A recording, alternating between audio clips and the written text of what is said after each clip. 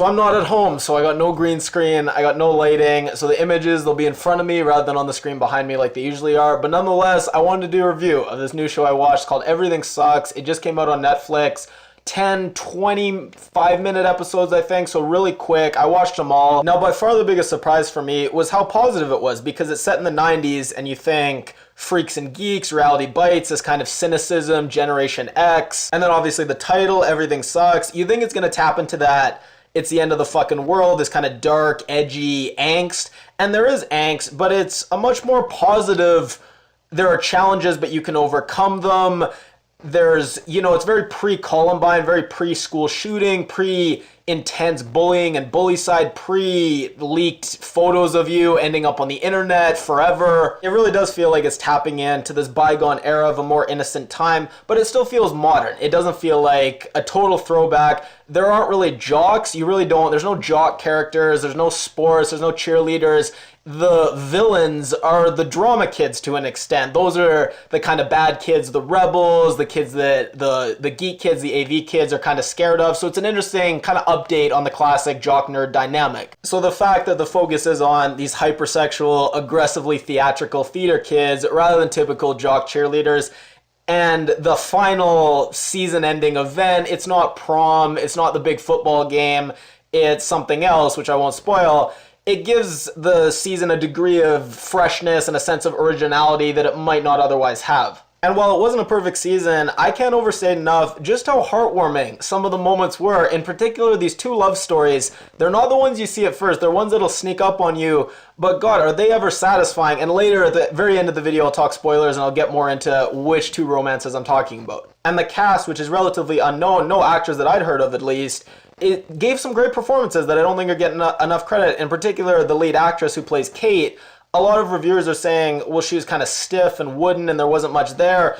I saw it totally different. Not every character, not every person in real life is dynamic and charismatic. Some people are shy and quieter, and at the beginning of the series, she is very shy and she is very awkward and she is very insecure and she has a lot of self-doubt, and I feel like her performance really conveys this sense of self-doubt. And as you see her grow over the season, one, she's always endearing, and I think even when she's quieter and shy, there is this endearing vibe that makes you root for her. And then when she does grow and you see these little signs of her becoming more confident in herself, you really want to cheer. In particular, there's the moment where she's coming down the stairs all dressed up, and this is maybe the quintessential teen movie, famously parodied in Not Another Teen Movie.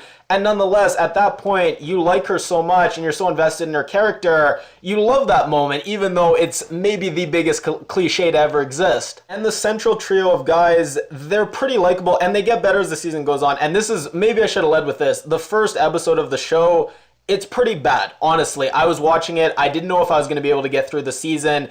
It was insufferable, almost unwatchable at times. That first episode, the characters are too much, the slang is too much. They say jangy or janky, I don't even know, cool beans, coolio. The new Star Wars movie is going to be fat with a PH. They actually say fat with a PH, and they're just laying on everything too thick. It reminds you of Degrassi, the worst aspects of Degrassi, all the sickening sweetness of Degrassi with none of the actual darkness and realism.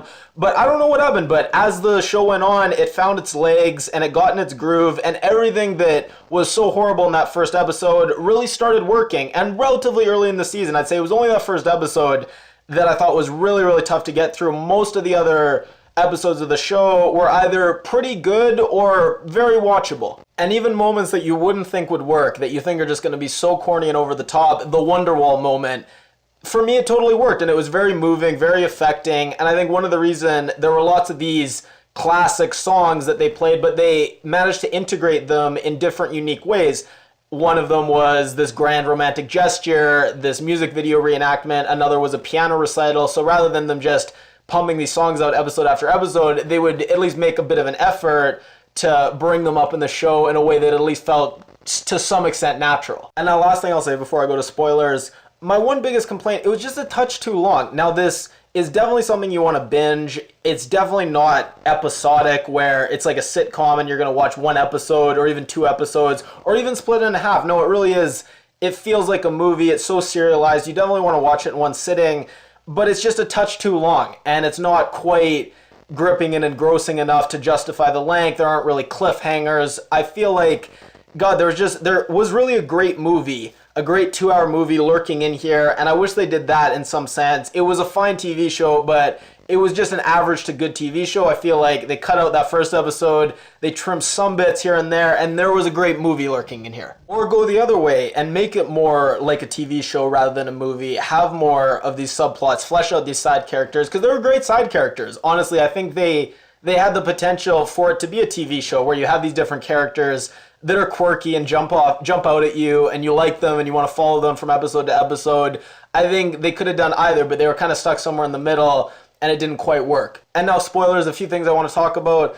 The romance between the principal and the single mom, it was just fantastic. One of my favorite experiences of watching kind of this budding romance, and usually I'm not like this, but when they were ending their date, and there's this awkward tension and you're wondering if he's going to kiss her, I really wanted him to kiss her, and I was so disappointed when he didn't. I was like, God, buddy, what are you doing? You got to go for it. And then the whole arc with Kate figuring out her sexuality, I thought that was handled surprisingly well. I thought it was excellent. Now, you could say it was maybe a little easy and they didn't really show the struggle and how dark it can really be. It was kind of with rose-colored glasses, like I think a lot of the show was. But nonetheless, it was just, I thought it was somewhat realistic. I thought it was heartwarming. I thought it never felt forced. It never felt like they were forcing it on you. It felt totally natural. And when it worked out at the end, again, really heartwarming. Heartwarming and funny at times when she's coming out to Luke and then they're in the library and you're showing her the anatomy book and saying this doesn't do anything for you. And they're looking up the definitions of lesbian and bisexual and trying to figure out together. It's quirky and it's fun. And then Luke's whole arc, at first I wasn't sure how I felt about Luke's storyline, especially in the last couple episodes. He started to become very unlikable, and I thought it was just maybe unnecessary and they could have cut it. But honestly, I think that it did show him kind of being a brat and kind of being ungrateful and unreasonable, but then it showed him growing up, and it's painful sometimes, there's growing pains, but it did show him maturing, and it did show him becoming a little more mature and a little bit more of an adult. And the Verve Pipe, the freshman song, just, again, classic song, and you'd think it would be corny, but I thought it really did fit. It's a big song, and it did match. It was a big storyline for him. I think he did really grow, and it was nice to see. And then a few final things I really liked.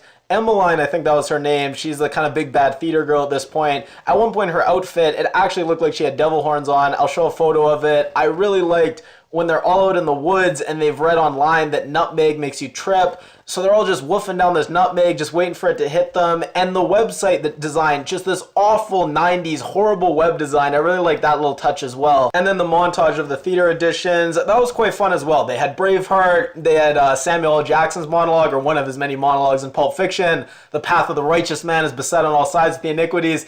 It was a great moment. And last thing I'll say, at first, the town is called Boring, Oregon.